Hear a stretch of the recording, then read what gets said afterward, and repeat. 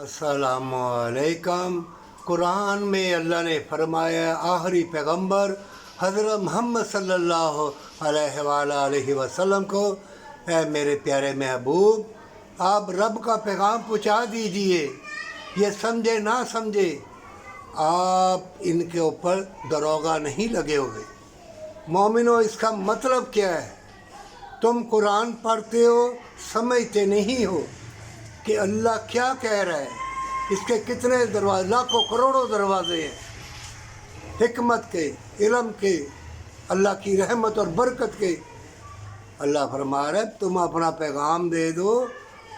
जिन्होंने नहीं ना समझना वो नहीं समझेंगे, वो बेलबास हो जाएंगे, वो मक्कार यार हो जाएंगे, वो दुनिया के तलबगार हो जाएंगे।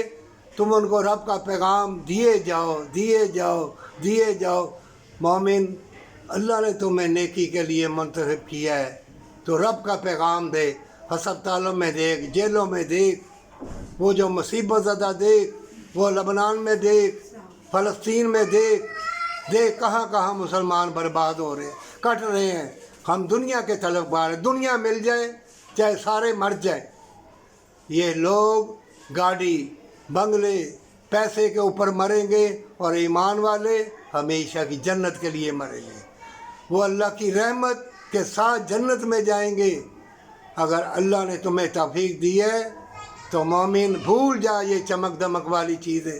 पैगंबर न ले लेते, वो शहीद हुए नबी, कितना जुल्म किया गया। आखिरी पैगंबर सल्लल्लाहु अलैहि वसल्लम सारी इंसानियत के लिए रहमतुल लिल आलमीन बन के आए, क्या कुछ नहीं किया गया, सब्र किया। अल्लाह सब्र करने वालों के साथ है। पर तुम ऐसा ना कहना अल्लाह मैं तेरी रहमत का तलबगार हूँ, मैं सब्र नहीं कर सकता और मुझे तौफीक दे नेक राह पर चलने की।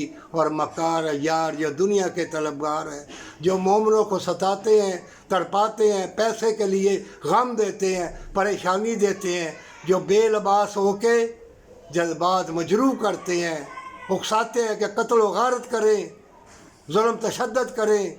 अल्लाह ऐसे मक्कार यार बेलबास लोगों से बचा लेना हमेशा की ज़िंदगी, हमेशा की जन्नत के लिए। पर सच्ची तौबा और माँ बाप से मोहब्बत।